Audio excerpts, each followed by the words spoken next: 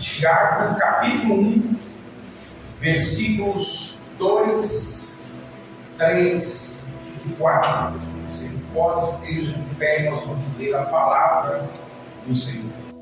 Meus irmãos, tenham por motivo de grande alegria.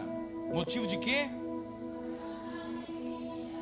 O fato de passarem por várias provações, sabendo que a provação da fé que vocês têm produz perseverança. Diga perseverança. Ora, a perseverança deve ter ação completa. Fale ação completa, para que vocês sejam perfeitos e íntegros. Fala integridade, sem que lhes falte nada. Diga amém. Feche a sua Bíblia e feche os seus olhos. Repita comigo: Senhor Deus, meu coração está aberto, a minha mente está disposta a receber tudo aquilo que o Senhor tem para mim. Ora forte, irmão, diga: Senhor Deus, que a sua palavra encontre espaço na minha vida. Eu não quero perder a tua palavra, em nome de Jesus, amém. Se assente, não permita que nada roube a sua atenção. Muitas vezes perguntamos a nós mesmos: por que a nossa fé está sendo provada? Por que eu estou sendo provado? Todavia, a nossa pergunta deveria ser outra: que coisas podem servir para provar a minha fé? Por que isso? Existem situações que nós vivemos que achamos que é provação da nossa fé, e na verdade não é. Que coisas podem servir para provar a nossa fé? Uma outra pergunta que devemos fazer: será que a nossa fé resistiria mesmo a um teste? Geralmente pensamos que a nossa fé será testada em situações de extrema dificuldade, quando nos falta alguma coisa, ou quando sofremos a perda de alguma coisa, ou quando sofremos a perda de alguém. É fato que essas situações podem mesmo provar a nossa fé. Todavia, as provas da nossa fé não se limitam a isso. Vejamos aqui algumas situações que a nossa fé pode ser provada nesses momentos. Primeira coisa, a nossa fé pode ser provada quando estamos sozinhos. É natural, quando uma pessoa está sozinha, sentir a sensação de impunidade. Ninguém está vendo, ninguém a conhece, ninguém sabe quem é. Então pode fazer o que entende, pode fazer o que vem na cabeça, porque está sozinha. Mas é aí que está o grande perigo. O caráter humano e o caráter de fé é comprovado não quando estamos à vista de todos, mas principalmente quando estamos sozinhos. Quando você está lá na sua casa sozinho, quando você está no seu quarto sozinho, a solitude tem de desnudar quem de fato somos. Alguém sozinho é quem de fato é. Quando a gente está perto dos outros, quando a gente está perto de alguém, principalmente quando a gente está perto de alguém que a gente julga ser uma pessoa importante ou autoridade sobre a nossa vida, às vezes tendemos a colocar uma máscara, uma capa, um disfarce. Só que quando nós estamos sozinhos, Diga, quando estamos sozinhos, somos quem de fato somos. Sansão foi um típico lobo solitário que sempre evitou a companhia de amigos. Sansão preferia andar sozinho.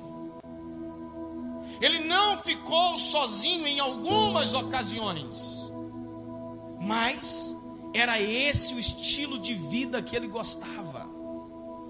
Sansão gostava de andar sozinho. Você não vai ver na história de Sansão ele compartilhando a sua vida com mais ninguém, no sentido aqui de relacionamentos. Sansão gostava de andar sozinho. Vivendo assim, ele cometeu uma sequência de erros que colocou a perder tudo aquilo que Deus tinha para a sua vida. Apesar de não ser esse o estilo de vida de Jesus, um dia, Jesus estava sozinho no deserto. Estava jejuando. E o texto diz que ao final de 40 dias de jejum, Satanás apareceu para tentá-lo, para perturbá-lo. Satanás foi lá para tentar Jesus. Jesus, porém, não estava distraído. Ele orava e jejuava. Com o coração cheio da palavra de Deus também estava Jesus. Dessa forma, ele teve condições para derrotar o inimigo que saiu envergonhado. Ei, meu filho, esteja atento ao que te é oferecido, principalmente quando você está sozinho. Satanás começou a tentar Jesus com algo que era legítimo.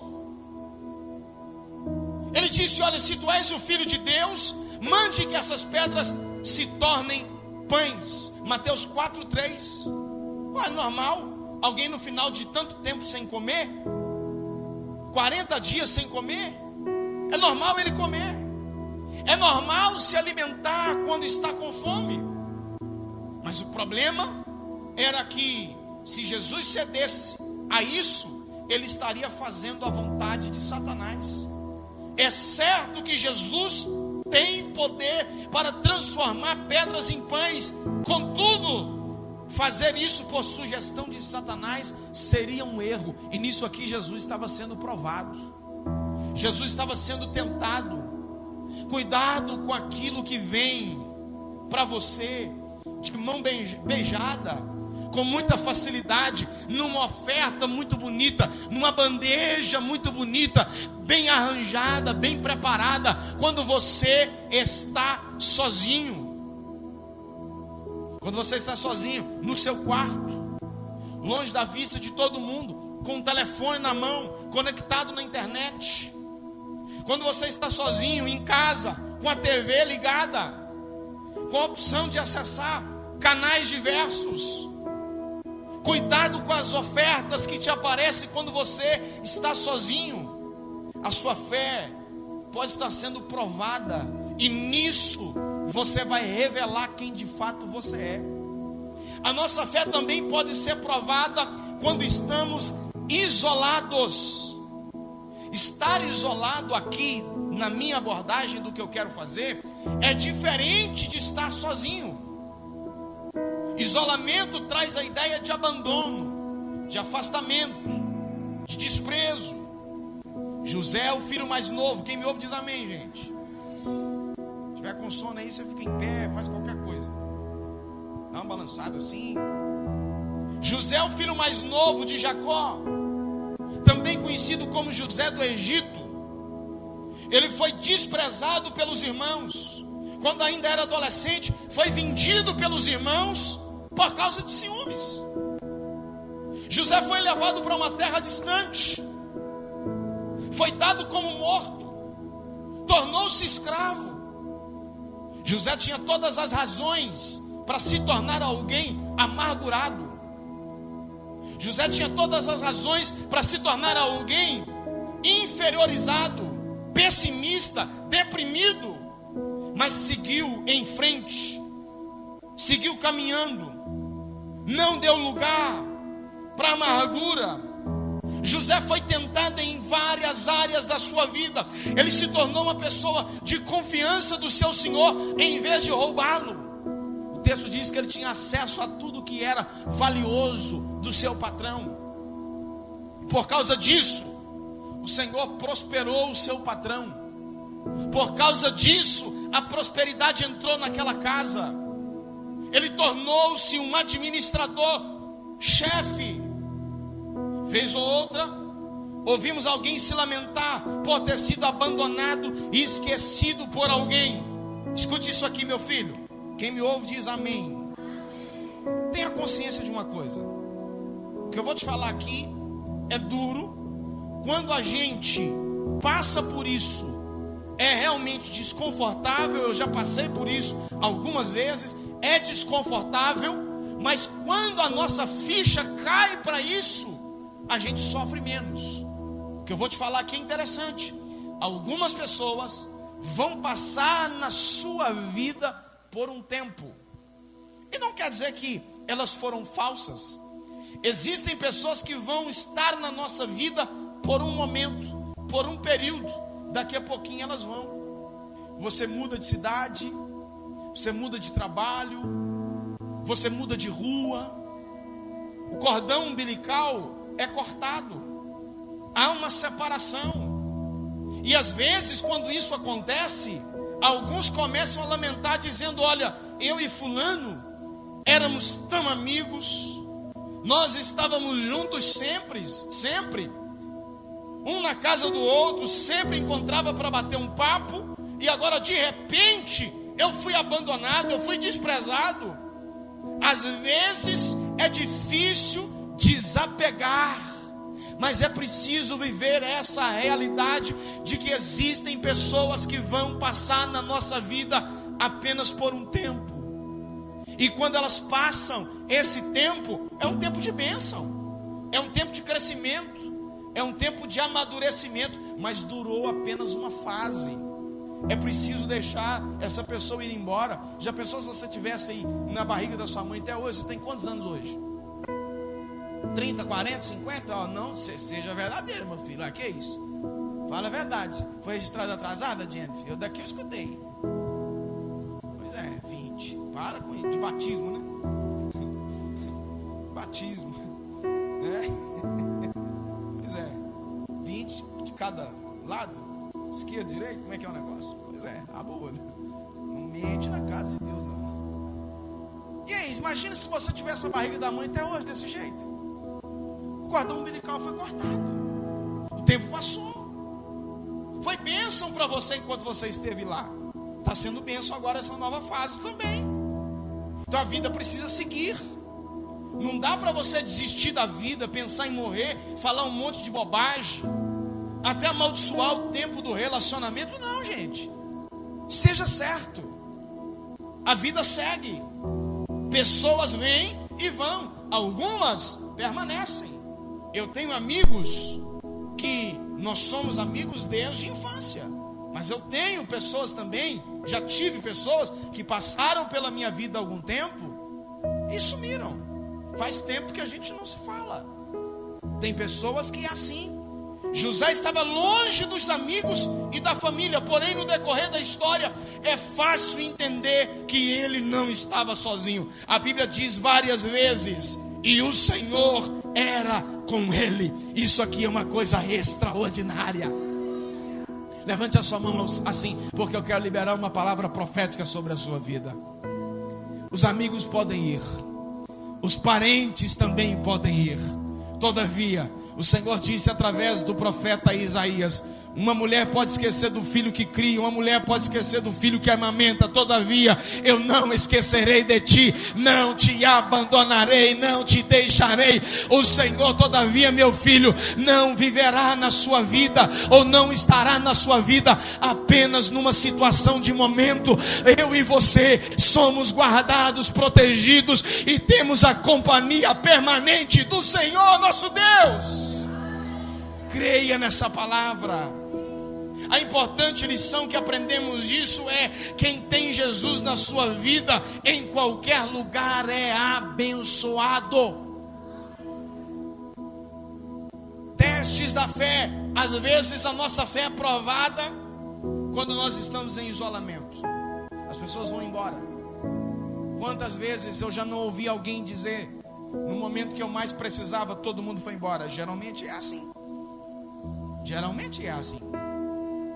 A turma aí que gosta de pagar coisas para os outros, né? Senta em volta da mesa, em volta da churrasqueira, ó, que beleza, né? A turma aí do sextou, amanhã é o dia, né? Pois é, a turma do sextou, e tem uma galera aí do sextou, mas, né? Você vai nas lojas da cidade e tá devendo para tudo quanto é lado, mas tá gritando sextou por aí. Bem, deixa isso para lá. E aí é o seguinte: a turma do sextou tá com a mesa cheia de amigos, mas enquanto tem dinheiro, enquanto tem alguma coisa para bancar, daqui a pouquinho os amigos vão embora, daqui a pouquinho a turma sai fora. É igual a parábola do filho pródigo. Enquanto ele tinha a fortuna que ele herdou do pai para gastar, tinha companhia. Depois ficou só na miséria, ficou só mendigando. Certo dia, enquanto Jesus fazia o seu trabalho, aliás, certo dia, enquanto José fazia o seu trabalho, a mulher do seu senhor chegou para ele, tentando, como ela já tinha feito isso outras vezes, ela tentou agarrá-lo. O texto diz que José fugiu. Preste atenção nisso aqui. José poderia ter aproveitado aquela oportunidade como compensação pelo sofrimento. Tem gente achando que as ofertas pecaminosas que recebe são compensações pelas dificuldades. Uma pesquisa feita nos Estados Unidos descobriu a faixa etária de vida dos pastores que mais caem em situação de pecado moral é depois dos 55 anos de idade. Aparentemente é um absurdo, não é? Ouvir isso, alguém nessa idade, 55, sabe o que acontece? O sujeito vai até a essa idade, trabalhando arduamente, enfrentando as dificuldades típicas da vida ministerial, enfrentando as dificuldades típicas da vida cristã, as dificuldades da vida administrativa, e ele vai trabalhando. Trabalha aí 20, 30 anos na liderança de uma igreja.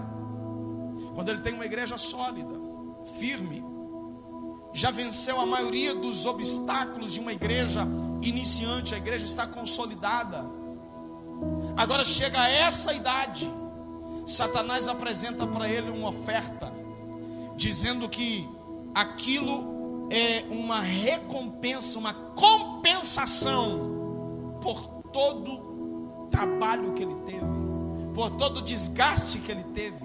E Satanás coloca na cabeça de muitos que aquilo nem é tão pecado assim, e que ele acaba sendo um merecedor dessas coisas. A oferta veio para José e ele fugiu. Ele poderia ter aproveitado aquilo como a compensação pelo seu sofrimento. Olha, já que nada na minha vida dá certo, pelo menos está aqui uma boa oferta. Mas o texto diz que ele fugiu daquela mulher. Às vezes Satanás faz essas coisas. Guarde isso aqui, meu filho. O pecado jamais será compensação pelas nossas dificuldades. Ele vem para aumentar ainda mais as nossas lutas. Ele vem para colocar ainda mais dificuldade. Não caia nisso. Aquela mulher inverteu toda aquela situação, acusando José ao seu marido. Como consequência, José passou muitos anos numa prisão. Ainda assim, José permaneceu fiel ao Senhor. Ele sabia que poderia estar isolado de tudo e de todos, porém confiava que os planos de Deus para a sua vida iriam se cumprir. O grande segredo, meu filho, é permanecer firme. No momento de isolamento, no momento que as coisas não estiverem dando certo, no momento que você ficar para o canto jogado, no momento que você ligar para alguém pedir socorro, alguém que você mesmo já socorreu algumas vezes, e a pessoa, você sabe que ela tem condição de socorrer, e ela te negar um socorro, e você olhar e parecer que não tem uma porta de saída, continue acreditando que os propósitos de Deus não podem morrer. A nossa fé é provada quando estamos isolados.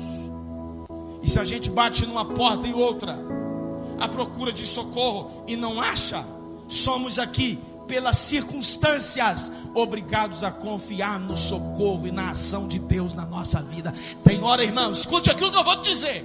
Tem horas que quem fecha a porta para a gente é Deus. E Apocalipse diz que a porta que ele fecha ninguém abre. Tem horas que quem fecha a porta é Deus. Eu posso estar falando para alguém aqui nessa noite que você está batendo nas portas para todo lado e está tudo fechado. O Senhor está dizendo para você: você está batendo na porta errada. É por isso que está fechada. Quem fechou foi Ele. Bate na porta certa. Ele tem uma porta aberta para você. E o detalhe, a porta que Ele abre, ninguém é capaz de fechar. Confie inteiramente no Senhor, meu filho. Entrega a sua vida aos cuidados de Deus. Terceira e última coisa: situações que a nossa fé é provada. Primeira, quando estamos sozinhos. Segundo, quando estamos isolados. Terceira situação que a nossa fé pode ser provada: quando tudo vai bem. Talvez essa aqui seja mais perigosa. Essa situação aqui é perigosa, porque pode nos levar a esquecer de Deus. Geralmente as lutas nos arrastam para as reuniões de oração, campanha, propósito constante, votos. Ora para mim, pastor, estou na luta, estou na prova. Vamos orar, irmão. Agora, quando a coisa vai bem, tranquila, tem muita gente que está nem aí. Está de boa. O salário está caindo na conta todo mês, um bom salário. A família está toda com saúde, um bom carro na garagem. A despensa está cheia, está com saúde, está tudo bem. O casamento vai mil maravilhas, os meninos estão tudo bem, com saúde, com alegria. Geralmente, muita gente, nesses momentos, tendem a baixar a guarda. Muitos, quando conseguem o que buscam, quando estão em aperto, e aí entra para oração, campanha, propósito, acabam, mesmo que não diz isso, mas acaba assim, tendo aquela sensação, se não fala com palavras, fala com ações, que não precisa mais de Deus. Eu já acompanhei gente, discipulado de gente, muito tempo, sentando com pessoas, conversando com pessoas, em situações difíceis, e a orientação era essa e essa. Com o passar do tempo as coisas foram chegando no lugar, e eu ouvi da boca de algumas pessoas, não foi uma pessoa só: ah, pastor, eu percebi que o negócio não é bem assim, não é bem, mas quando você estava no aperto era assim, né? Era essa a receita do bolo quando você estava em aperto. Agora que a coisa ficou boa, de fato, eu estava exagerando. Sei como é que é o negócio. Aí sabe o que acontece? Às vezes Deus permite uma situação de dificuldade que vem e aperta o indivíduo ainda mais, para que ele possa então voltar-se, para que ele possa buscar o Senhor. Certo dia, Jesus foi interceptado no caminho por 10 leprosos que clamavam por misericórdia. Lucas 17:15. Um deles, quando viu que estava curado, voltou louvando a Deus em voz alta. Quantos leprosos eram, gente? 10. Diga forte: 10. 10. Quantas pessoas voltaram para agradecer? Até Jesus perguntou: uai, mas não, uai aqui é grifo meu, tá? Não foram 10 os purificados? Onde estão os outros 9? Não, raramente episódios como esse se repetem. O rei Salomão perdeu toda a vida espiritual, toda a compostura espiritual, por causa de algumas coisas: fama, conquistas, riquezas e muitas mulheres. Olha o que diz o texto de 1 Reis, versículos 1 e 3. O rei Salomão amou muitas mulheres estrangeiras, além da filha de Faraó. Eram mulheres moabitas, amonitas, edonitas, sidônias e hititas. Casou-se com 700 princesas e 300 concubinas. E as suas mulheres o levaram a desviar-se. Com tanto de mulher desse jeito aqui também não tem jeito de ficar crente, gente. Não tem condição. Meu Salvador amado, tem misericórdia. É muita falta de temor. Ele pagou um preço altíssimo por causa disso. Lembrando que Deus nunca concordou com esse tipo de coisa. 1000 mulheres, no auge da fama, no auge da paz, das conquistas, tudo estava bem. As pessoas vinham de longe para visitar Salomão, para ouvir a sua sabedoria, para ouvir os seus conselhos. As coisas fluíam facilmente. Salomão estava igual um mar. Você não vê o mar secar. Todos os rios desaguam no mar. O rio começa pequenininho, lá no alto de uma montanha, e vem descendo, e vai quilômetros, atravessa cidades, atravessam estados, e quando chega no mar, já está aquele rio grandão, enorme, e deságua tudo lá no mar. Ele já tem muita água, mas as águas todas encaminham para lá. Tudo fluía bem, mas de repente, Salomão, quando tudo ia bem, ele se perdeu. Cuidado quando tudo estiver bem na sua casa. A sua fé pode estar sendo testada quando tudo estiver bem. Há o perigo da soberba, do orgulho, da presunção. Foi por causa disso que Deus não tirou o espinho da carne de Paulo. Opa, escute isso aqui. Olha o que ele mesmo falou. Para impedir que eu me exaltasse, por causa da grandeza das revelações, foi-me dado um espinho na carne, um mensageiro de Satanás para me atormentar. 3 vezes, diga 3 vezes. 3 vezes roguei ao Senhor que o tirasse de mim. Por que Paulo falou isso aqui 3 vezes? Você pode estar dizendo: eu já tenho orado muito mais do que 3 vezes. A cultura judaica é o seguinte: o judeu, ele pede uma coisa para Deus uma vez e não pede mais, porque ele sabe que Deus não tem amnésia, que Deus não esquece, que ele faz uma oração e a oração fica guardada. Mas o caso era tão sério, isso incomodava Paulo de uma maneira tão grande, que ele falou assim: olha, eu orei 3 vezes para que Deus tirasse esse espinho de mim. Mas ele me disse: a minha graça te basta. A minha graça te basta, porque o meu poder se aperfeiçoa na sua fraqueza. Portanto, eu me gloriarei, disse Paulo, ainda mais alegremente nas minhas fraquezas, para que o poder de Cristo repouse em mim. Escute aqui o que eu vou te dizer, meu filho. Não como uma palavra profética sobre a sua vida, mas como uma palavra lógica. Há pessoas que não podem ficar sem provações. Há pessoas que não podem ficar sem lutas. Há gente que não sabe administrar só bonança. Ele tem que administrar também, no meio de muitas vitórias, sempre uma luta. Não digo, repito isso como profecia, mas como por lógica. Sabe para quê? Para que Deus não perca você. Então Ele vai manter você, sabe em quê?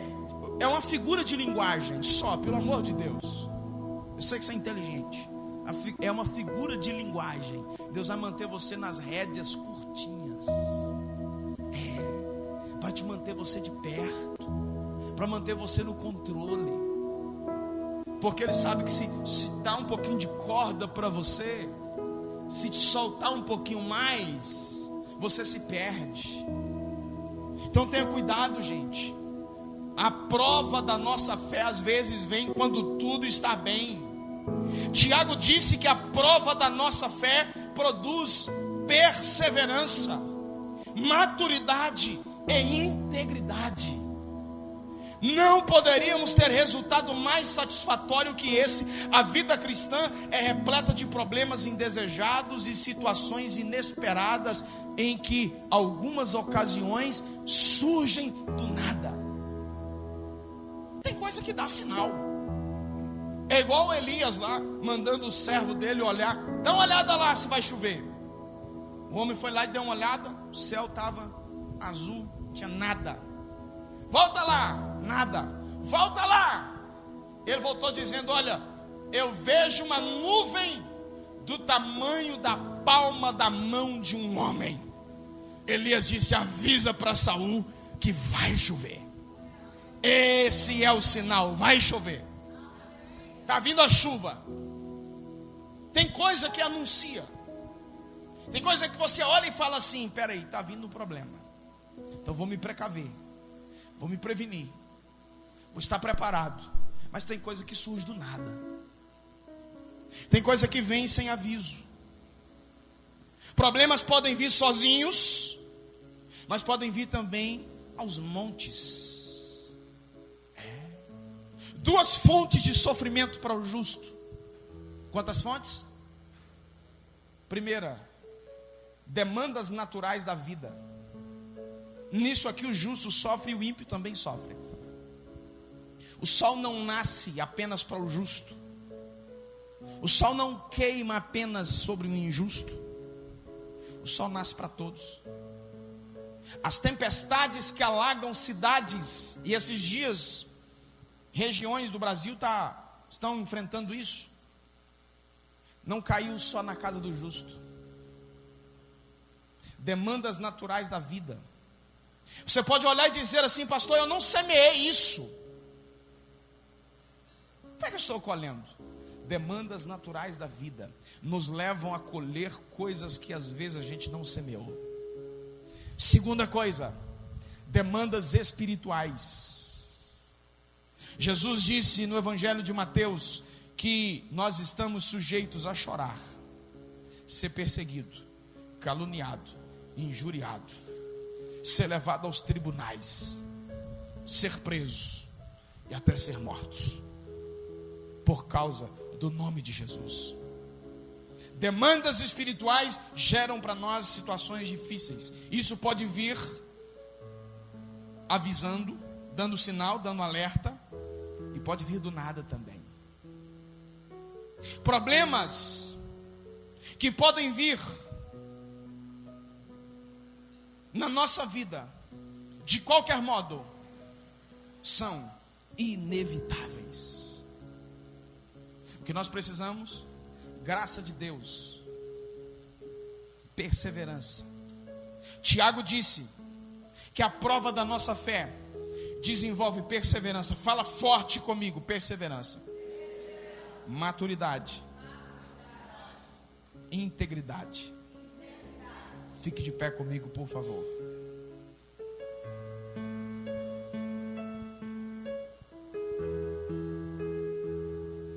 Você está na luta? Quem que está na luta, gente? Glória a Deus. Tem gente aí que não está na prova.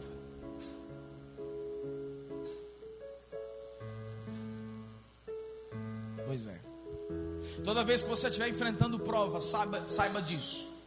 O Senhor quer gerar em você perseverança, maturidade e integridade. A prova da vossa fé desenvolve isso: perseverança, maturidade e integridade. A intenção de Deus é transformar todos os seus filhos à semelhança de Cristo. Esse processo envolve necessariamente sofrimento, frustração, perplexidade, lutas, fidelidade. O fruto do Espírito só pode ser produzido quando há tempestades e nuvens escuras. Aleluia. Você não estava entendendo o porquê da luta até agora? O Senhor te trouxe aqui nessa noite para te dar essa palavra. No vale da provação é que Ele gera discípulos verdadeiros, autênticos. É no lugar da dificuldade que Ele gera discípulos autênticos. Para que o fruto do Espírito seja produzido, há também a necessidade de tempestades e nuvens escuras, além, claro, dos dias ensolarados e às vezes até quente demais. A tribulação nunca é agradável, pelo contrário, é extremamente difícil e dolorosa. Hebreus 12:11. Todavia, na verdade, toda disciplina, ao ser aplicada, não parece ser motivo de alegria, mas de tristeza. Porém, mais tarde produz fruto pacífico aos que têm sido por ela exercitados, fruto de justiça. É comum a gente ouvir alguém, depois de passar por uma provação, dizer: não foi fácil, mas não trocaria essa experiência por nada. Toda prova nos leva para o lugar da aprovação. Toda provação te leva para o lugar da aprovação. O aluno só é aprovado na escola quando ele passa por uma prova. Essas são situações que a nossa fé pode ser provada.